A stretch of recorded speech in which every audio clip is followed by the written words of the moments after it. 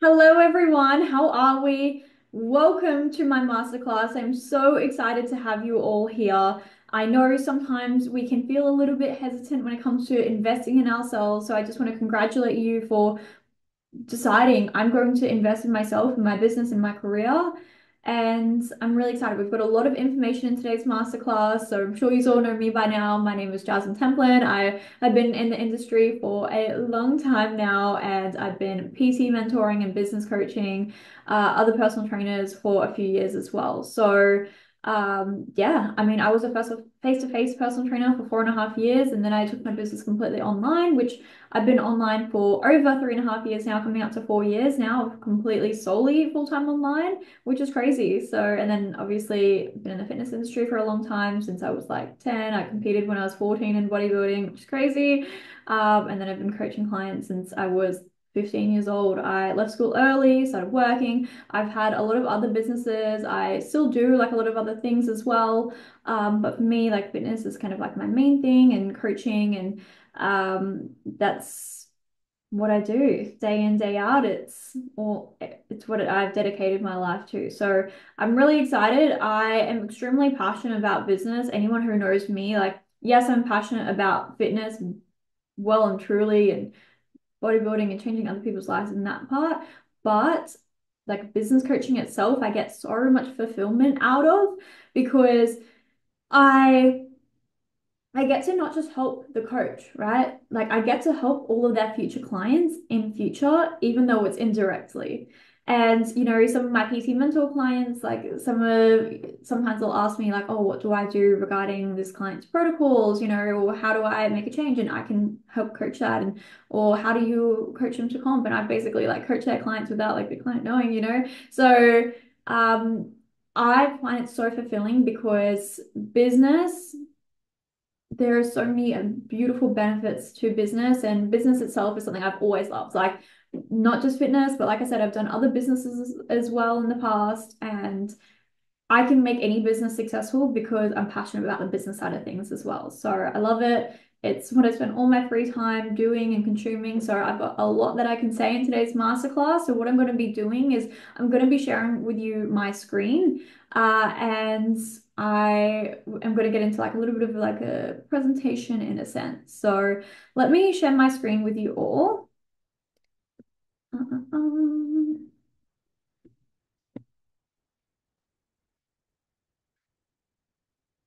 Okay, so hopefully you guys can see this okay.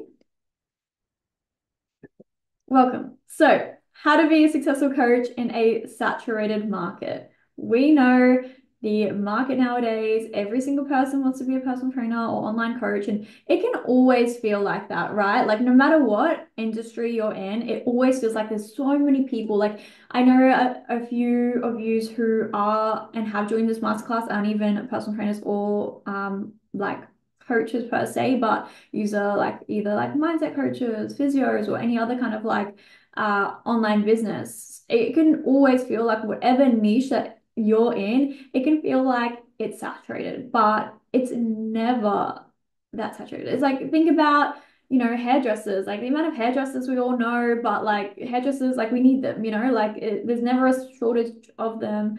And it feels like it can still be really hard to find a good hairdresser. Same with like doctors. There's a lot of doctors, but there's it's hard to find a good one or someone that you relate to. So um, there's in an industry where a lot of people are coming up and trying all these different things.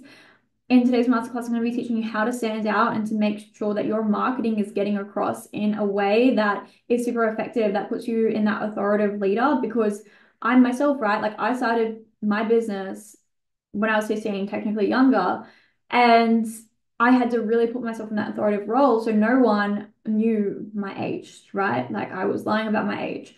So you want to position yourself at a place of authority so people take you seriously, and they treat you how you show them to treat you, right? So I'm going to be teaching you how to stand out in a saturated market. And just remember as well on that note, it's always going to feel like a saturated market, but there are always ways that you can stand out. And there's even when it is saturated, there's still room for growth, well and truly. Okay, so we're going to do a quick exercise before we start. So I want you all to grab a pen and paper. And I want you to write this down. Otherwise, if you don't have a pen and paper, we can do, like you can write it on your phone. That's absolutely fine.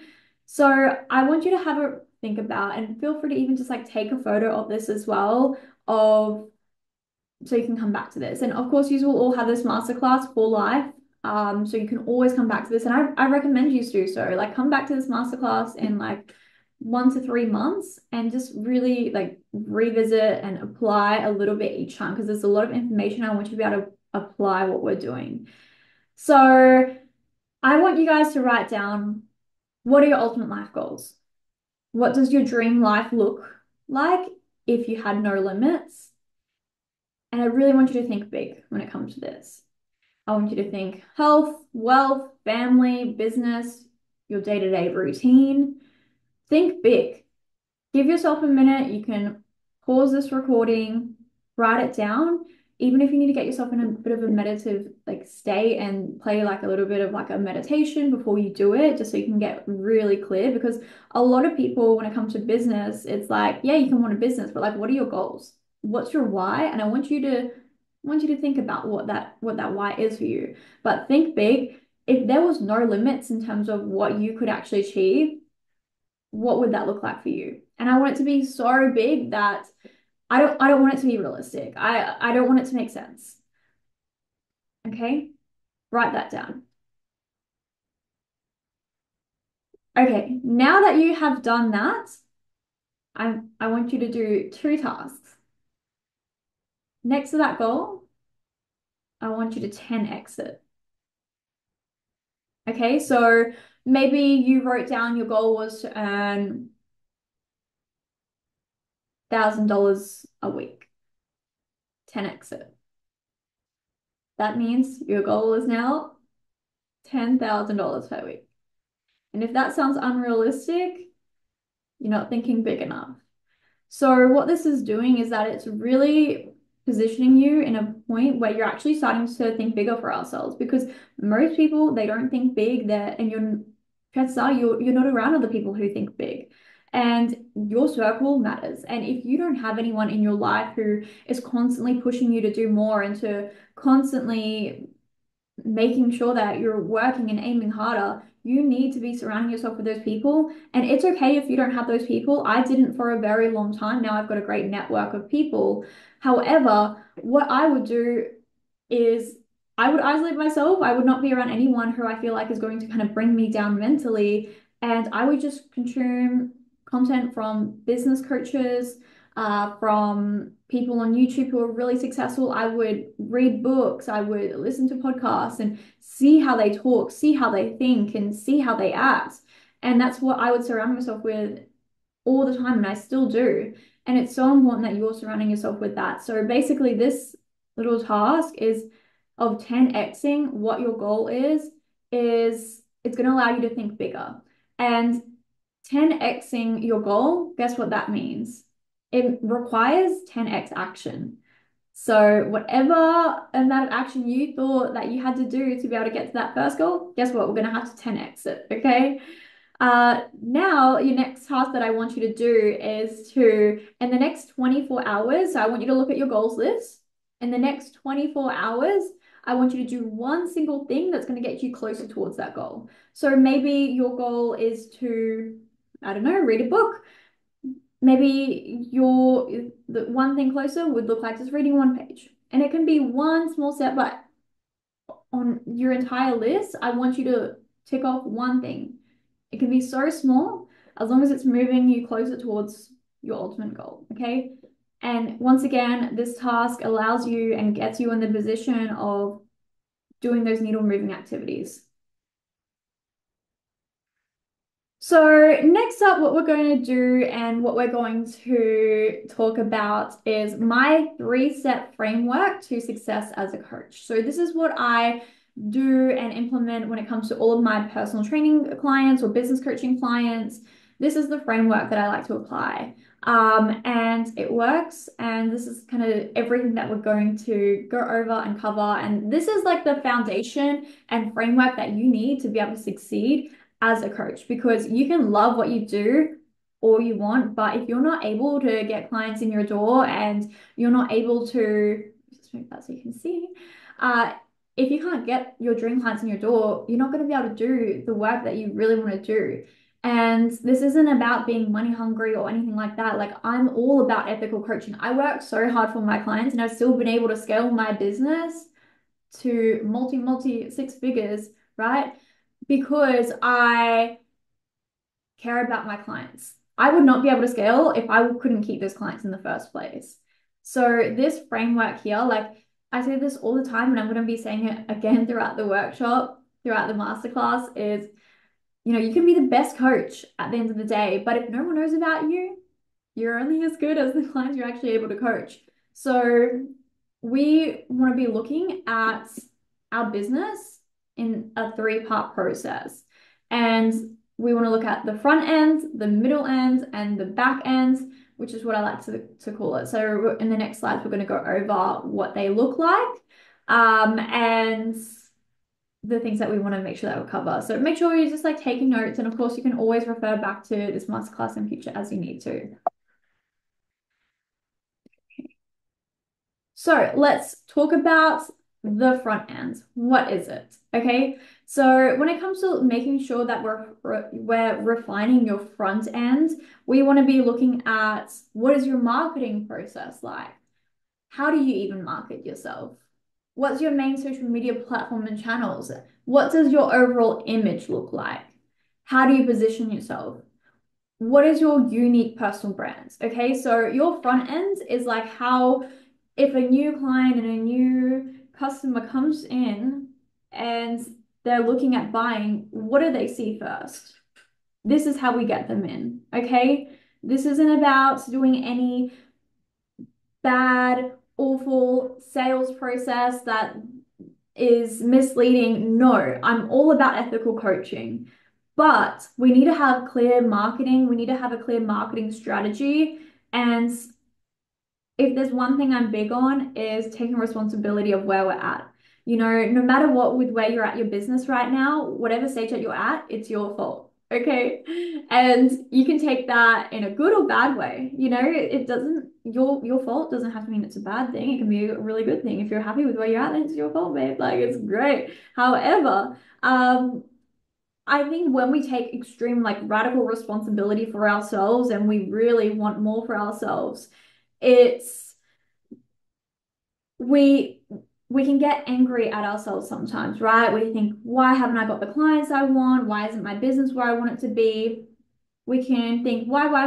It's just the algorithm. We blame all these other external factors. However, when you start taking responsibility for yourself and you look inwards and you start taking responsibility of that maybe it's your fault that you're not where you want to be. Maybe your marketing isn't great. Maybe your images aren't that great. Maybe you're actually not putting that much effort into your social media, because this front end is the most important.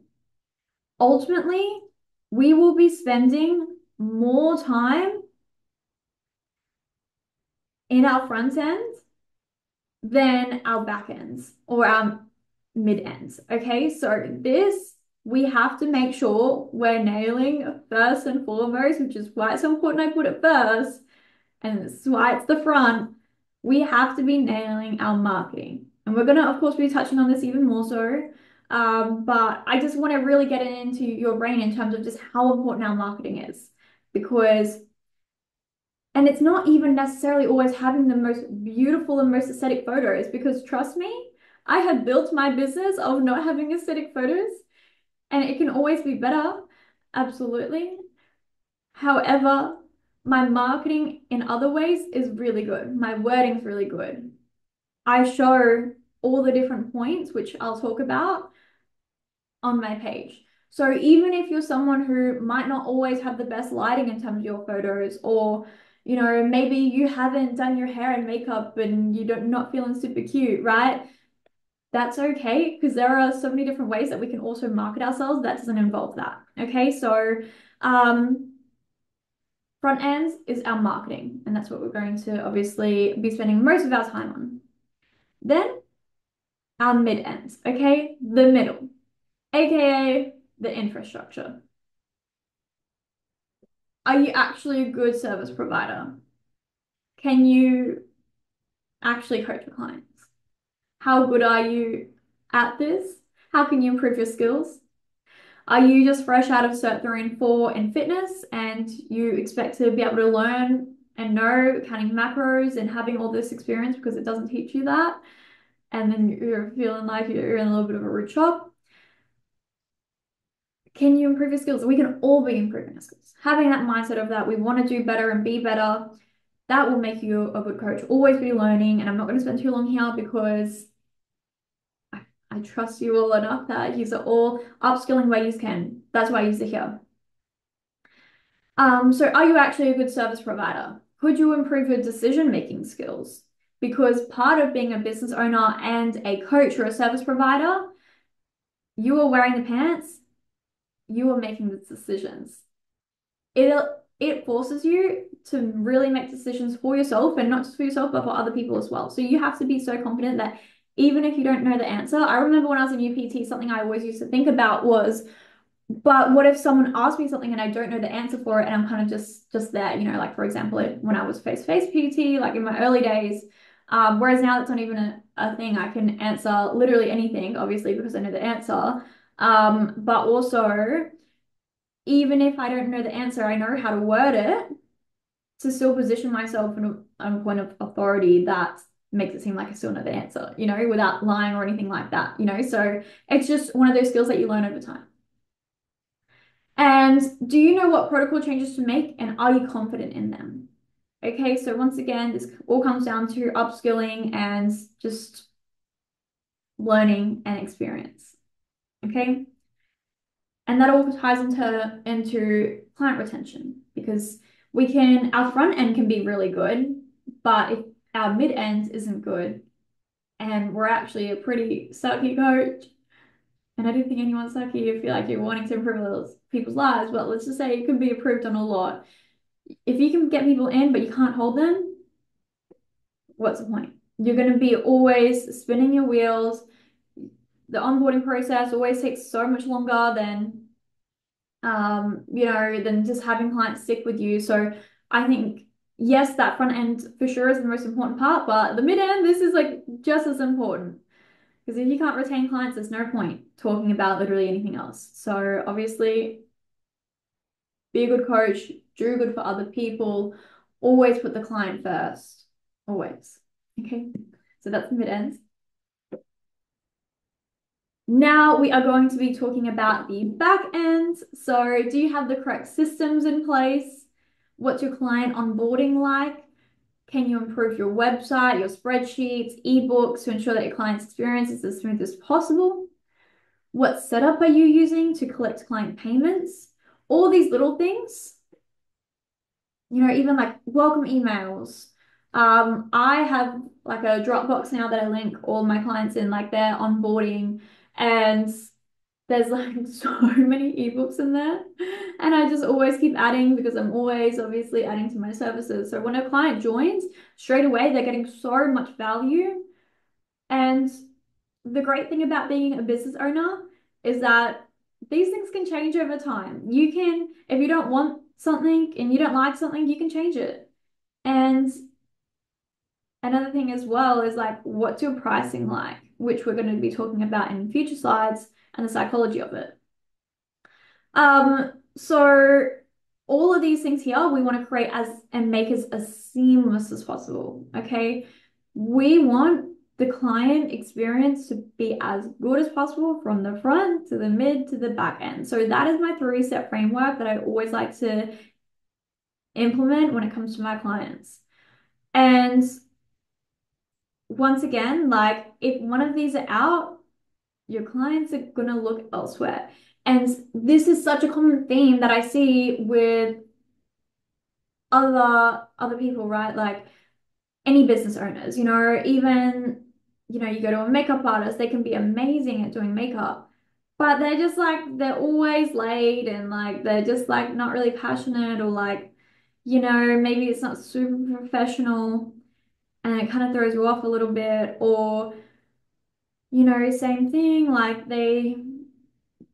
someone might be really good at the front end and the marketing side, and you go in and you're like, oh, actually, this isn't what I thought I was going to. So we want to make sure that we're really nailing this. So have a think about now and write down what can I improve on in each area, because we all have something, no matter what, no matter where you're at in business, there's always areas that we can improve on. Okay. So 2025 goals for you. All right. Let's go back to the front end. Let's talk marketing. Okay. There are a lot of different social media channels that we can be utilizing nowadays. A lot of people are just kind of sticking with one, and that's fine. I do recommend just trying to pick one platform and that you're really good at sticking to and that you find it super easy to be consistent with. However, if you've got the time, I recommend really trying to be and utilize as many social media platforms as possible. YouTube, Instagram, TikTok, podcasts, flyers, still like physically doing flyers. I still have flyers. I'll go do drop-offs. Facebook, referrals. Referrals are one of my biggest and best things when it comes to gaining new clients. I have a referral system as well. So any client who refers me, and the other client signs up, I'll give them $100, like straight up, whether I want to give it off their coaching or I'll send it through to them. And referrals will be one of your best things, especially if you have a really good mid-end, which is something I pride myself a lot on because I'm so big on just like being a good person. Uh, and and I know you all are too. Like I've seen your name to have purchased this business class. I'm like, oh my gosh, like these are all so beautiful, you know? So I see you. These are all amazing. So I know your clients that you have right now would 100% be naturally talking about you and how amazing you are to to their friends, and you know when they go over coffee and they're going to want to tag you, right? Like it only makes sense to give them like a little bit of a thank you. And I know sometimes when you're a business owner, you feel like you don't have much, right? And like, even though like my company earns good money, right? I put all my money back into the business because I'm reinvesting. And if you guys want more information around investing and other things that I do, of course, I would love to speak about it. I love chatting about anything to do with business. Something I talk a lot about, like with all of my business coaching clients as well, just like those other little things that you can be doing to ensuring that you're not just investing in your business, but other areas, you know, like stocks, like property, like literally anything. Okay. Anyway, but I understand what it's like when you're a business owner and you feel like you don't have like a lot of capital to be able to work with, and like, yeah, you might be earning some good money, but it's still going back into the business. However, referrals, it's such a nice little thank you. And once again, when it comes to that mid end and doing those extra little things, like giving your clients like free team shirts or, you know, like team photo shoots, like I've all my team photo shoots I've done in the past, none of my clients have paid a single cent. I've given them team shirts. Whenever I can, I'll always try and send flowers or like some cookies. It's like, you know, if we ever hit like a coaching anniversary or anything like that, like a nice little milestone, like just going and doing those extra touches. But referrals, I just think are so powerful. And in future, something I'm going to be looking at is definitely incorporating some kind of like loyalty system within the business, that kind of encourages people to stay, because any kind of like referral and loyalty program can be so beneficial. I'm getting slightly sidetracked, but I could talk about this all day. And once again, happy to elaborate on if anyone wants more information. However, yeah, referrals, 100% recommend. They're such a nice little thank you and they go a long way. They really do. And especially if they're getting you business, like it's a win-win, everyone's happy, you know? So pick a platform that you feel most comfortable that you can stick to. However, we want to try and repurpose your content as much as we can. So let's just say you create a really great Instagram reel. Okay, maybe it's your protein pancakes, or maybe you're dropping some information. How can you transform that into all of your other platforms? Can you turn it into a TikTok? Can you do a podcast talking about how to create high protein recipes? Can you make it a post on Facebook? Can you make it a YouTube short? Because there's YouTube shorts now, which do really well. Or, you know, maybe you're on YouTube and that's your main platform and you're doing like long form content. It's so easy to split up long form content into multiple different things. You can literally turn it into a podcast. You can turn it into Instagram reels, TikTok videos. Facebook has even like the reels nowadays. Like there's so much that you can do. Even Instagram carousels. Like you, one single topic, you can have about 50 different ways to be able to talk about within even just these social media channels. And obviously there's other social media channels as well. And there's just a lot of ways that you can continue repurposing content. Okay, so even if it's a client result photo, whether you're an online coach and you're showing a before and after photo, or if you're um, any other kind of business that you're providing a service and you get a testimonial, any kind of thing like that. Instead of just posting the photo, you can do that first, but then also you can turn it into a reel, or you can do a little green screen over it, or then you can do a carousel and say how my client went from 80 kilos to 70 kilos in 12 weeks. These little things. Okay, so how can we repurpose your content? So once again, going to the front end. Selling, marketing, and attracting your ideal client. Okay. So there is so much I could continue going on about, and once again, I love this conversation. So please feel free, take notes. First and foremost, if you have any energetic blocks when it comes to selling your service, that's gonna literally scare people off, and they won't be able to pinpoint it, but people can tell if you're not authentic in terms of what you're selling. People can sense it if you don't truly believe in what it is that you're selling with like you got to have conviction and like so much faith, and you got to know what you're selling is so good because it makes it so easy to sell when you're so passionate and you know it's such a good product. Like when I'm selling this masterclass, right? Like I know I've got so much information. The fact that I was selling it for the price that I was like, this is so cheap. Like it's so easy for me to sell. And that being said, when it comes to pricing, which I'll talk about in a second, pricing is so important that you sell to something that you sell at a price that you feel so comfortable selling at. Because if you're selling at too high of a price, you're going to have a hard time selling it. Okay. So we want to get rid of as many energetic blocks as possible. And quite often that comes from pricing, and that's you just not being confident in your service. So make sure that you're confident in your service and make sure you price accordingly. And there's a whole thing of like, you should price what you're worth. Well, not really, because your worth is never ending and uncapped, but you should price what you feel most comfortable selling at. Okay. And that can look like maybe you're selling an online coaching services something super cheap, like maybe $60. Maybe naturally you might know it might be worth over 100. But if you right now you only feel comfortable charging $60, great. When I first started coaching, do you know how much I was charging? For online coaching, my first client, who's actually still with me today, I love her so much. She's been with me for a very long time. We've been through so much together, so many contest preps and babies and everything. Um, I was charging her $30 a week for nutrition and training and weekly check-ins. And it felt so hard for me to sell $30 when I was starting out because I didn't really know how it was going to work. I wasn't too sure. And then, of course, naturally, marketing's never going to be as good. And as time, and as I was face-to-face PTing, and I had her, and I had a couple other online clients who was, $30. I was building up that experience. I was building up that confidence.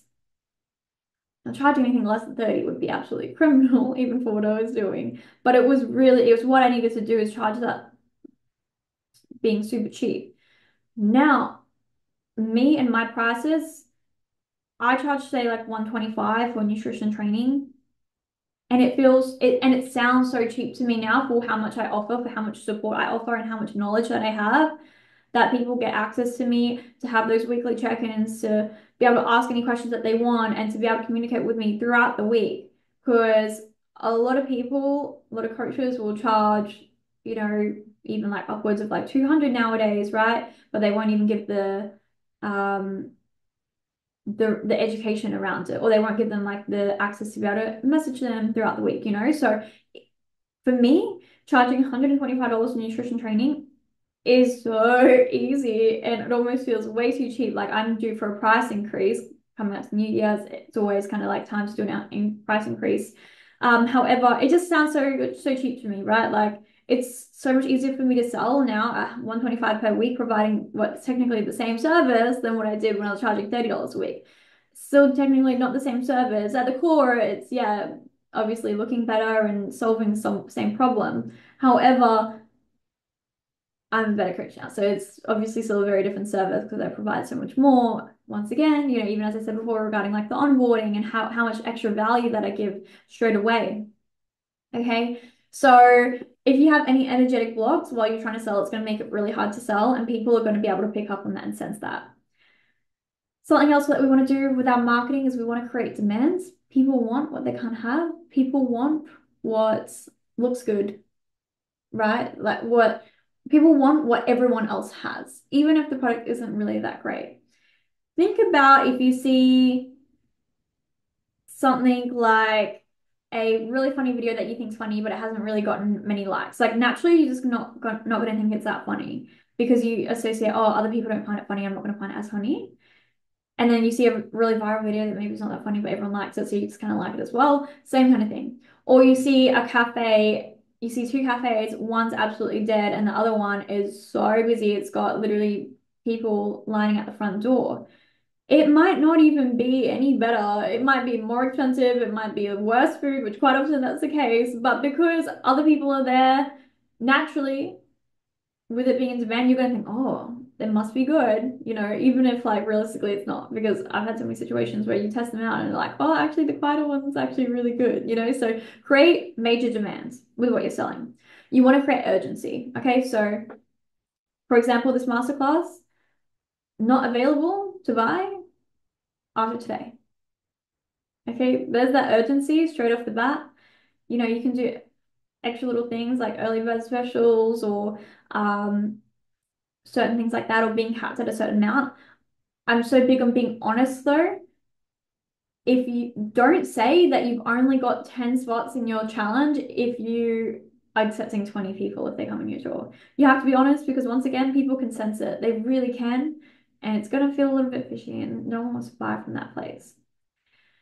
So next thing is we want to sell the problem, not the solution. Tell me what sounds better to you. Does it sound better if I say, join my challenge if you want to lose weight, gain muscle? Or if I were to say, if you're so tired of looking in the mirror and being so unhappy with what you see, and every single time you go in the change rooms, you're upset because you just can't fit into the clothes that you used to, and you're tired of just trying to fit into the clothes that you were before your pregnancy. Like you're really describing that narrative, right? That problem, that like deep core. You're not just getting to at the core, right? Like they are the same thing of just like what's going to help them is going to build muscle, lose fat, right? They're the same thing, but my wording is so differently. I'm selling the problem, not the solution, because the solution for both of those cases, we need to gain muscle, lose body fat. It's going to make you more confident. But we want to get deep. We want to speak to what that problem is.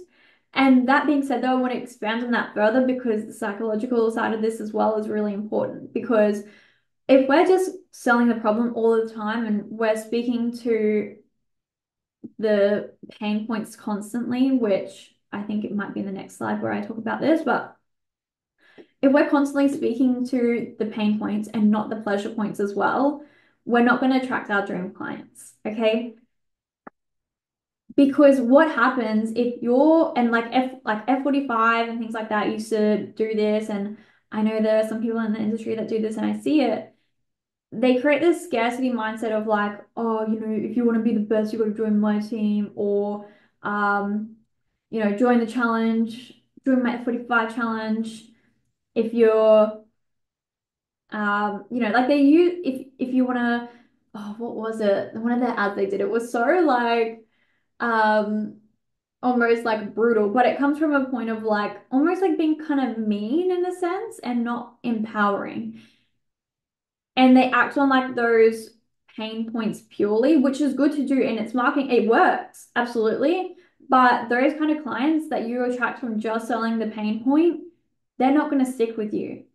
They're going to be in, they're going, and that's when you get those clients that are with you for like 2 weeks and they're like, oh, Jazz, like I'm just not really feeling this, because they joined from a point of like feeling bad about themselves. And we don't want to do that, especially as service providers. We want to make people feel good and empowered about their decision of working with us because we want to do good and we want to change lives, right? So we don't want to just speak to their pain points. We want to speak to their pleasure points as well, which chat on in future slides. But otherwise, yeah, that's when and I see some of my PT mentor clients, they'll come to me and they say, oh, I'll get clients, but they only sit with me for a few weeks and then they kind of fall off. Quite often it's a marketing issue and not necessarily like even a coaching issue because if that client's mindset wasn't in the right place to begin with when they sign on with you, that it's not going to be right when they're thinking logically again. We don't want them to necessarily just act out of in emotion.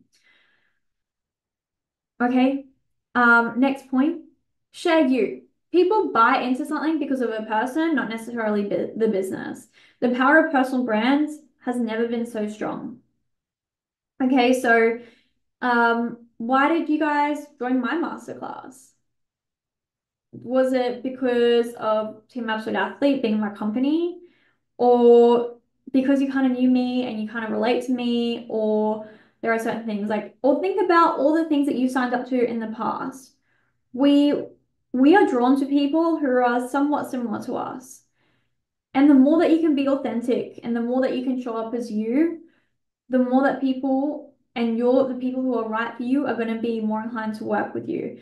Because if you're not really, just like showing who you are and you're just kind of showing the business and you're keeping yourself out of it, people aren't going to feel that connection and they're not going to feel that trust. People will feel so much more trust when it comes to you as a person. And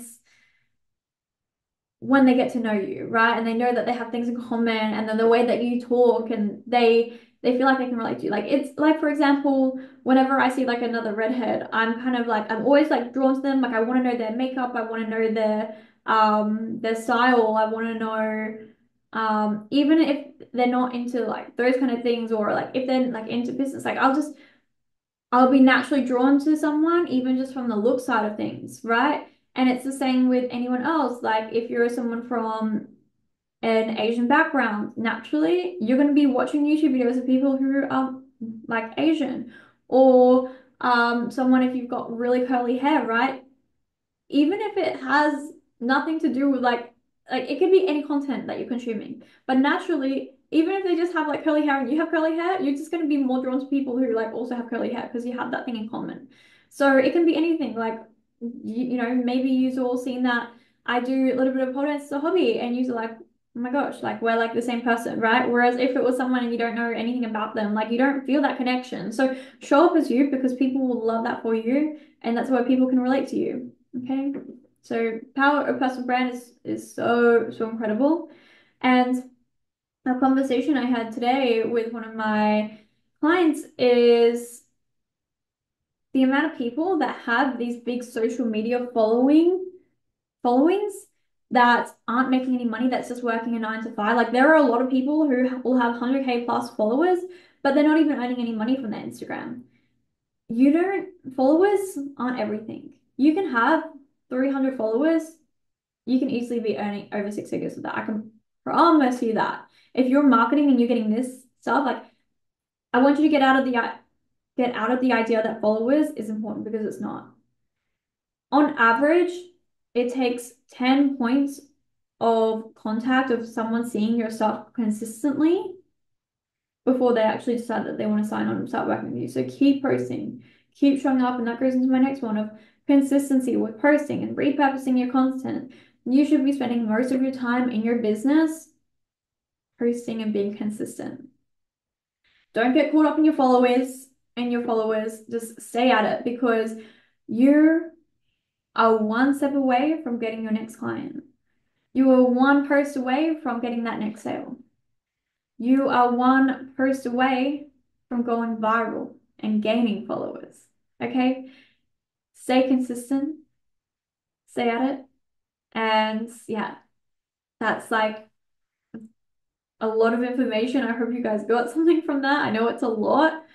If you need to take a break at any point, by all means. And even if you're just applying these small things and then you pause this and then come back and then re-listen to the next thing and then apply that. The most important thing that you do out of all of this is action. Even if it's just one thing that you take out from this masterclass and you action that, that's the most important thing that you can do. Exactly what I just said. You're one post away from your next client. Don't get discouraged. Keep creating content. Make it fun. There are so many ways that you can make your content fun. You can make a really good content schedule that's enjoyable for you. You can create content that you actually enjoy creating. And I know a lot of people can think, oh, I don't enjoy creating content, or like it's pretty, it's boring. I just want to be a coach, which I get. I get.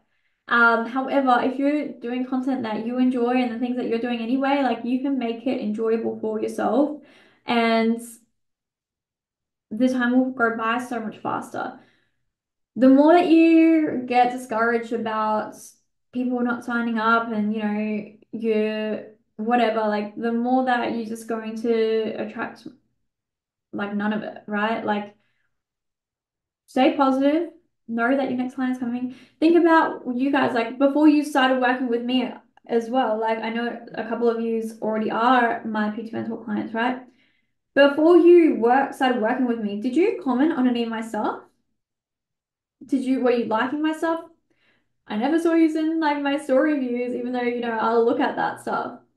So a lot of buyers are silent. You can never predict where your next sale is going to be.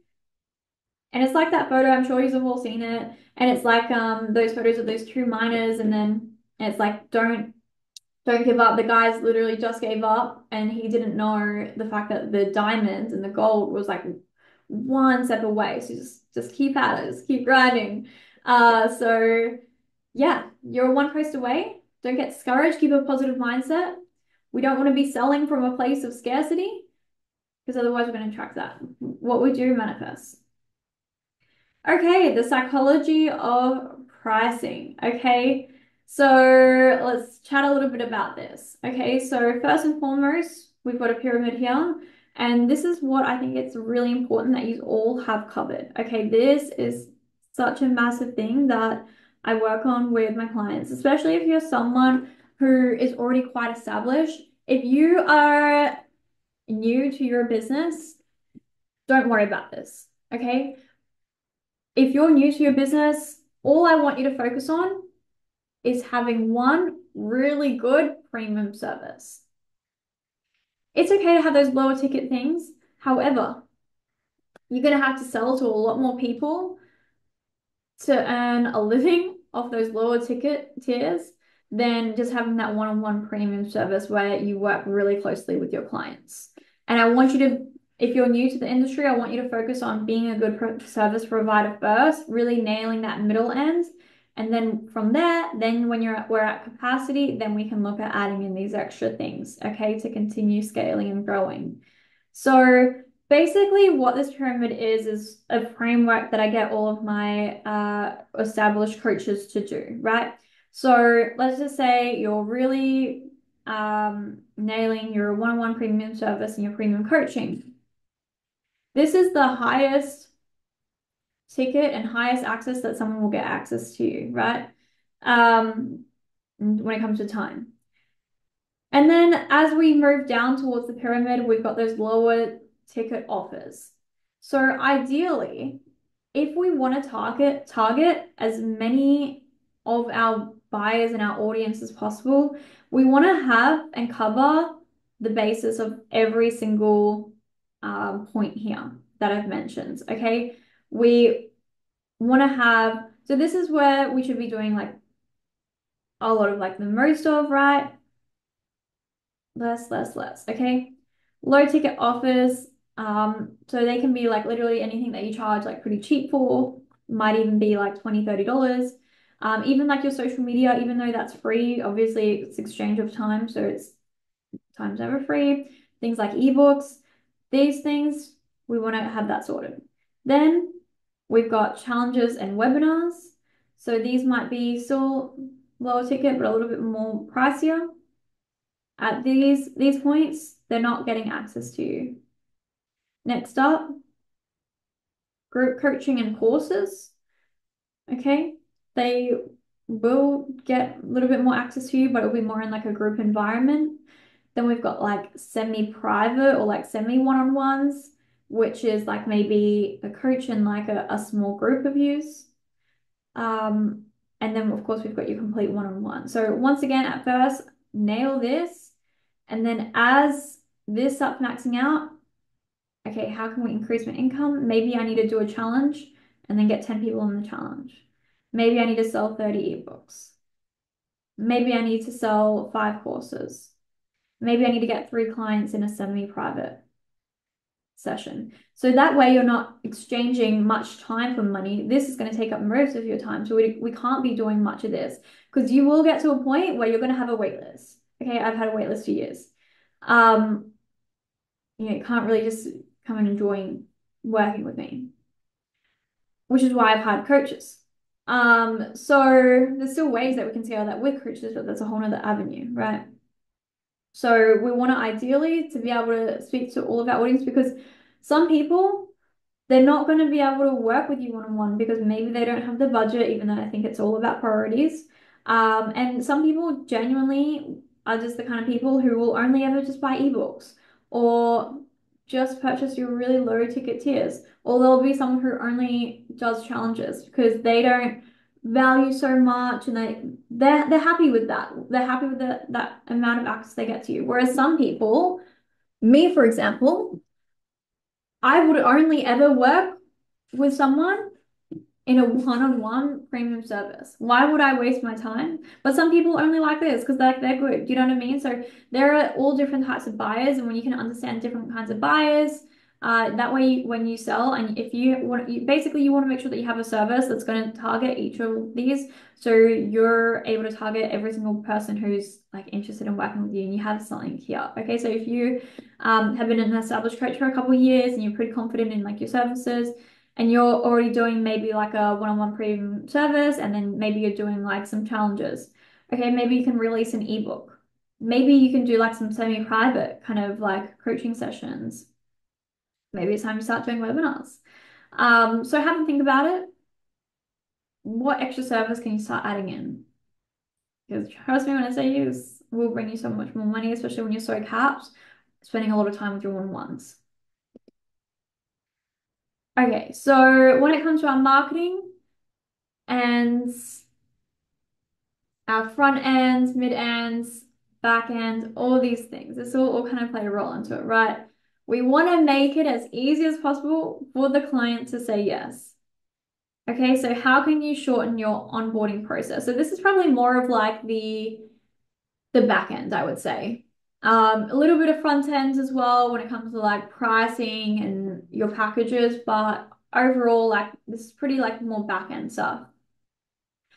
When it comes to what we're offering, we want to make it easy for the client to say yes. Okay, so we want to tick all the boxes. We want to make our offer so good that it makes it so hard to say no.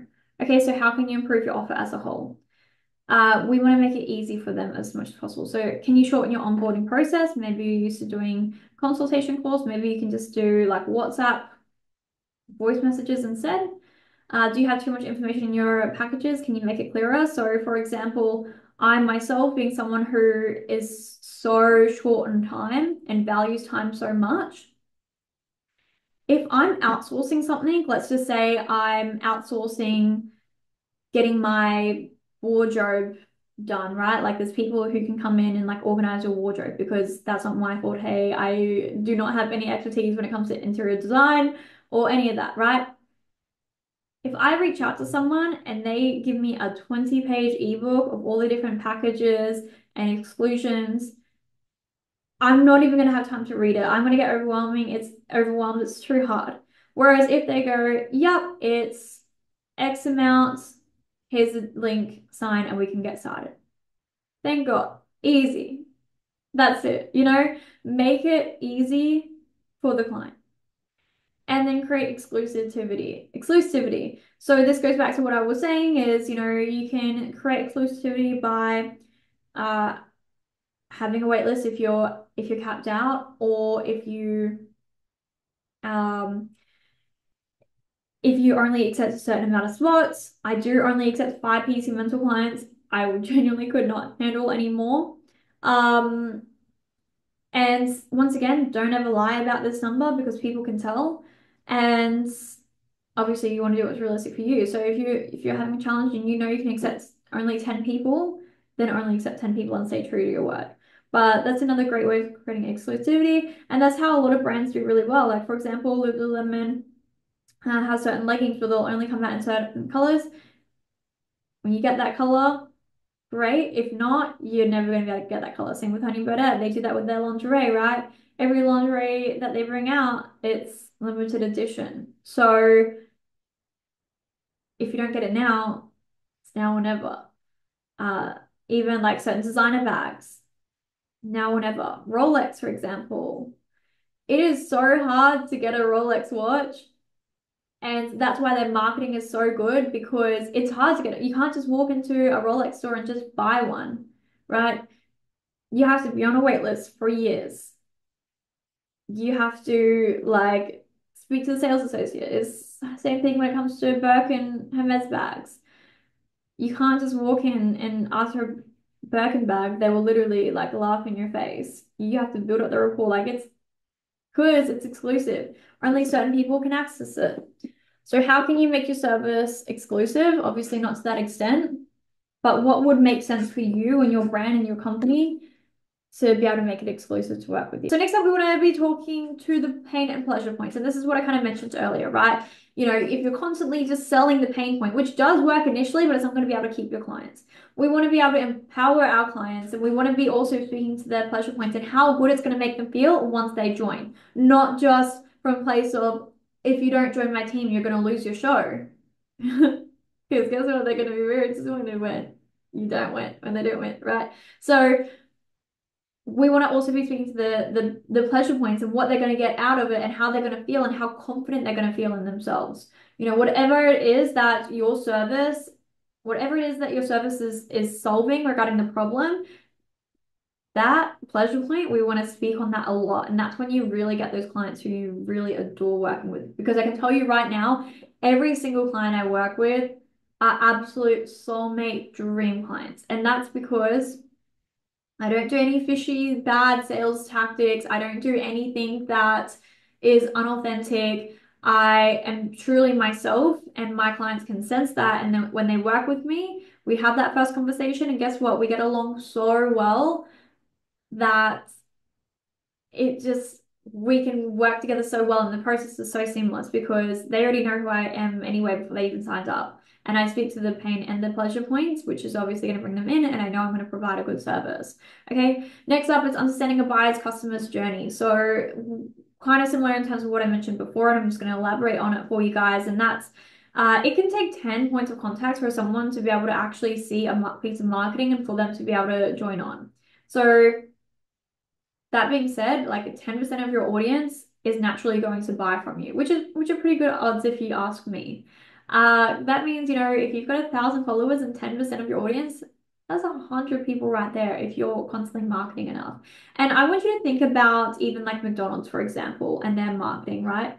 We see marketing everywhere, quite a lot.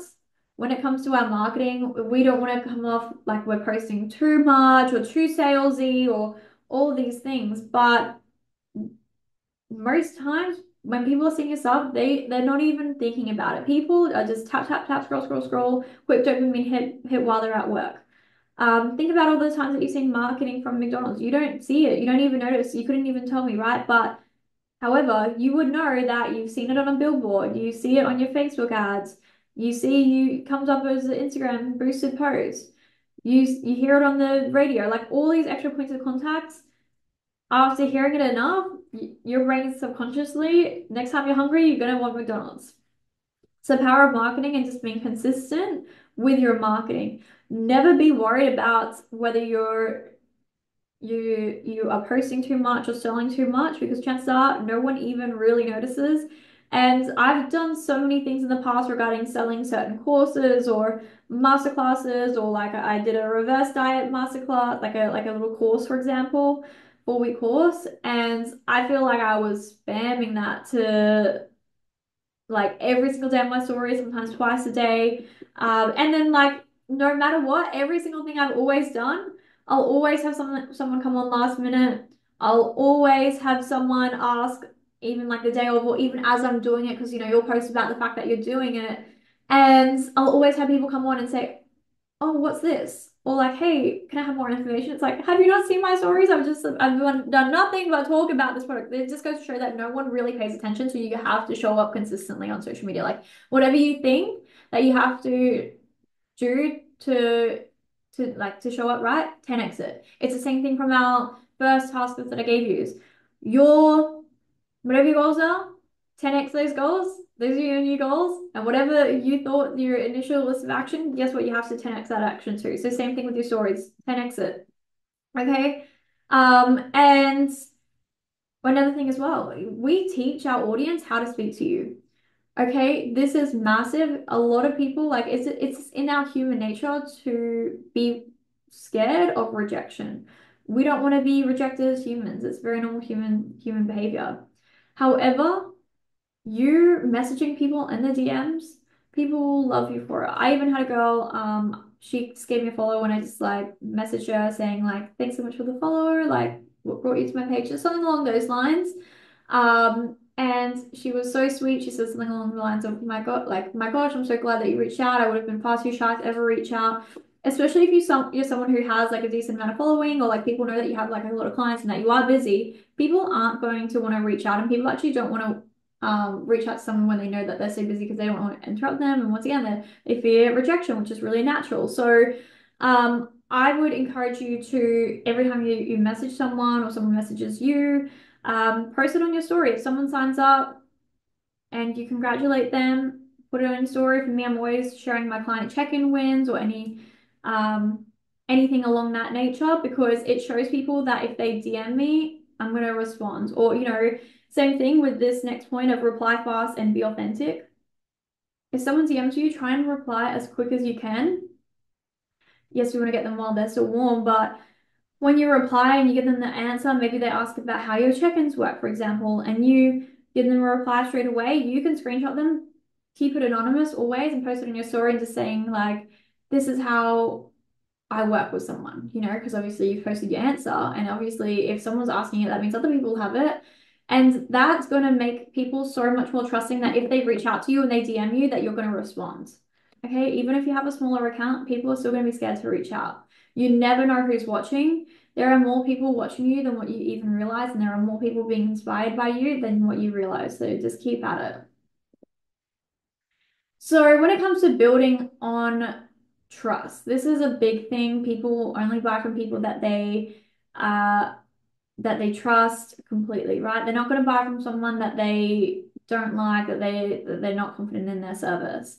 Okay, so your future clients and customers are going to buy from you because they trust you, which is why a lot of the time, like your friends and family, like you will end up coaching a lot of them because they know you. And a lot of people can get scared when it comes to be posting on social media and to be showing up. And a conversation that I have had a few times with my PC mentor clients is, oh, like I post on my Facebook, but like they don't post on their Facebook. Should I do that because they've just got all their family, friends, and whatnot? I always say yes. Your Facebook is actually a gold mine. I've got like a bit under 1,000 friends on Facebook, just from like literally people that I know. I don't go out, like I really don't utilize Facebook too much, except for the fact that everything I post on Instagram, like it's linked, so it just goes straight to my Facebook or my Facebook stories. The amount of people that see that is insane. Like, it's weird. Like you see people viewing your Facebook stories that you went to school with, and like you forget. But it's that situation of like those people, I swear, always end up becoming clients because like they already know you. They already know you, like they can already trust you and that you're a good person. And they always end up becoming clients. Like I always ended up coaching friends, family, and that's how like I first initially built my business, because people like knew me in person. And that face-to-face PTA also allows that, right? So um, trust is such a big thing, and people will trust people that they've already met. So even if they aren't looking for a personal trainer now or whatever service it is that you provide, when they get to a point where they're not feeling super confident in themselves and they need your help, because they've seen your marketing so much and they've had well and truly over 10 points of contact of your marketing in the past, as soon as they need a PT and they need to lose some weight, guess who's the first person that comes to their minds? It's you. Okay. So trust is a big thing, and that 10 points of contact. And something I want you to think about is, how can you create trust today to warm up your audience? People will only join with you when their perceived likelihood of success is high or even guaranteed. Okay, so who are they going to be more likely to join? Are they going to be more likely to join someone who's a new coach and just starting out? Or are they going to join with someone like myself who has 10 plus years of experience, who has years and years of before and after photos, testimonials, referrals, right? Even it's not, this is when price doesn't even matter. And this goes back to the psychology of pricing, of actually the higher you price something, the more perceived likelihood of success it's going to give you. And the perceived likelihood of that product being better. So let's just say I position two coaching services, like two options for you, right? They're the exact same coaching service, exact same thing. You get the same thing, same coach. One's packaged at $50 per week and the other is packaged at $200 per week. Even though it's the same thing, naturally you're going to think the $300 one is better. It's the same when it comes to quality of like designer handbags. $2,000 handbag or $5,000 handbag versus a cheap $30 handbag. Naturally, it can be made out of the same product. You're going to think the more expensive one is high quality. It's really all made in the same factory, you know? Sometimes they're not, obviously depends. Love my design handbag, can't lie. Nothing against them, but it's just understanding the perceived likelihood of success. So if you don't have the client transformations or your years of experience right now, that's okay, because there are so many things that we can do and implement together that's going to give you in your audience a perceived likelihood of achieving their goal, even if you don't have that experience. It's all, once again, it comes down to marketing and um how you market yourself. So there's one thing I can also give you guys is every single day in your stories, share some knowledge. If you don't have anything right now, that's okay. And when it was like 2020 COVID times and the gym was shut and I was still a face-to-face PT, I was like, oh my gosh, I need to pay my rent. I said to myself, okay, every single day on Instagram, I'm going to jump on my story and do something that makes me feel super uncomfortable and talking on my story, which obviously is no issue for me now, but I just did it, right?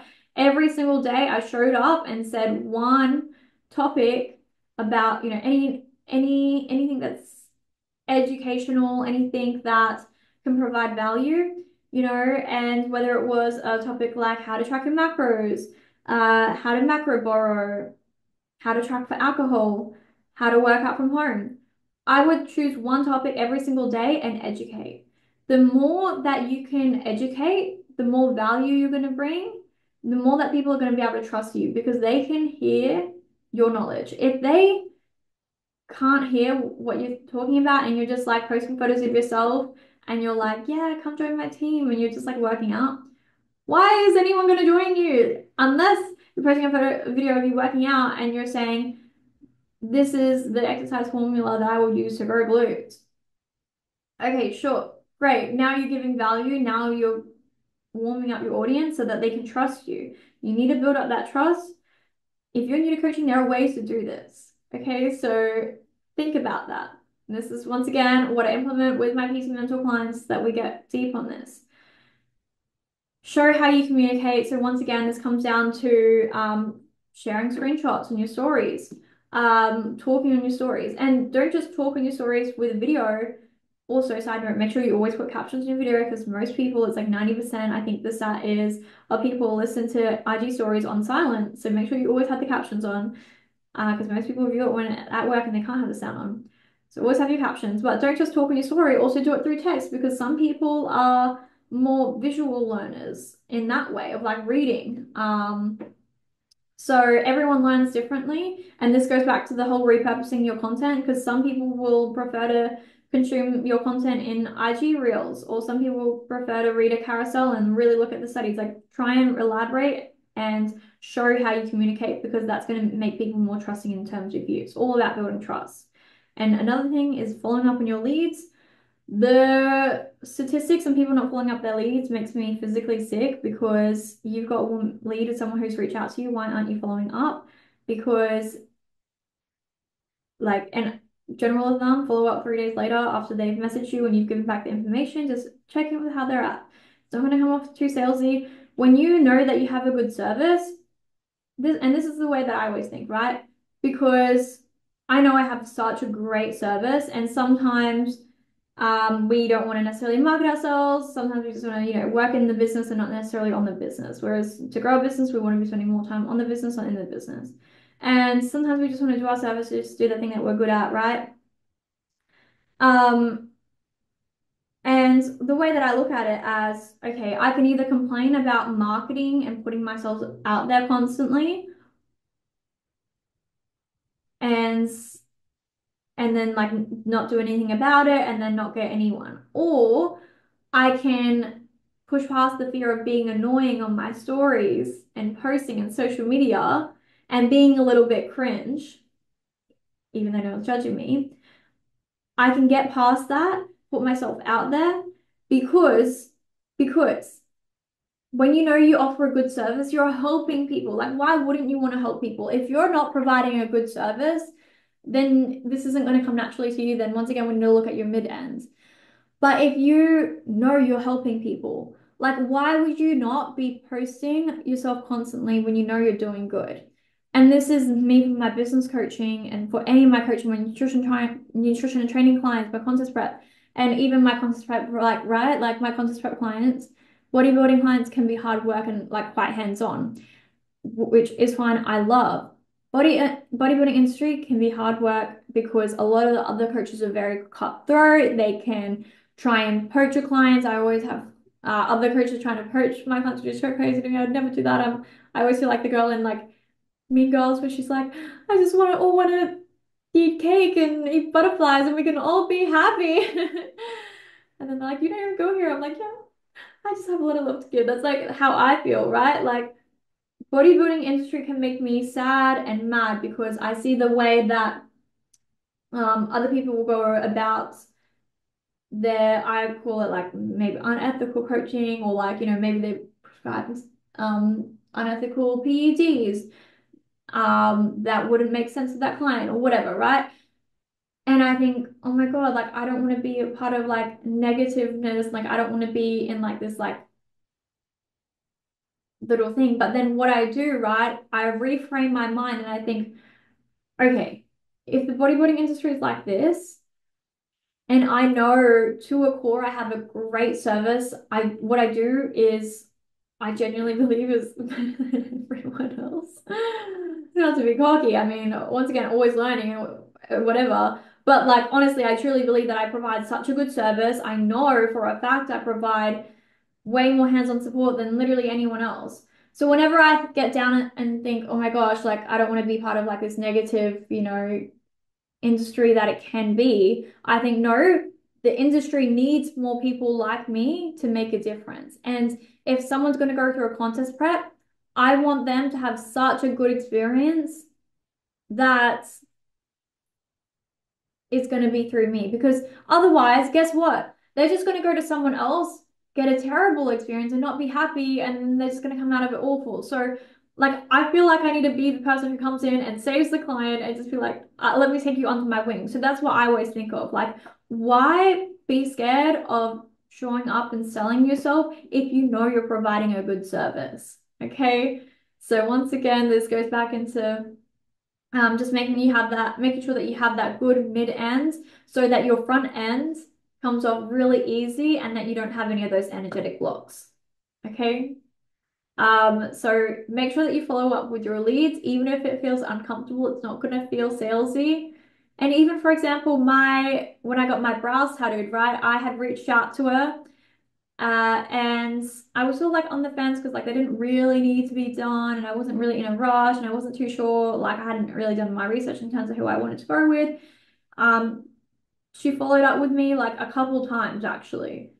And trust me, that alone was enough for me to sign on. And guess what? She's actually one of my best friends now. Okay. So follow up with your leads. Like you never know who ends up, what's going to come up of it. Um, the statistics of actually following up on your leads, you'll be surprised how much you can actually convert them by just checking in. And it doesn't have to be salesy, especially if you know you're doing good and like you want good for them. Like you're literally doing them a favor.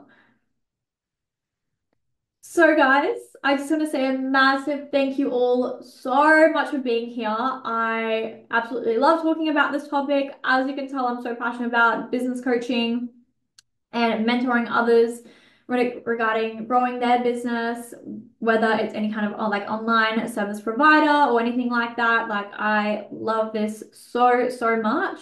So, I just want to say thank you for being here. Congratulations.